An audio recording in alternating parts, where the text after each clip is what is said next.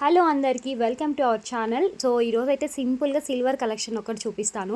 మొన్ననే కాదు మా సిల్వర్ కలెక్షన్ చేసావంటారేమో, ఇది వీకెండ్ పర్చేస్ చేసిన సిల్వర్ అనమాట.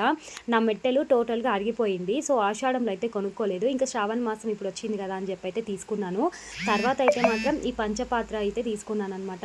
మేమైతే దీన్ని తీర్థం గ్లాసు అంటాం. ఇది స్పూను గ్లాసు రెండు కలిపి తీసుకున్నాను.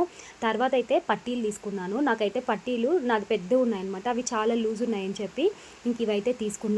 తర్వాత అయితే మాత్రం ఒక 2 చిన్న దీపాలు కూడా తీసుకున్నాను.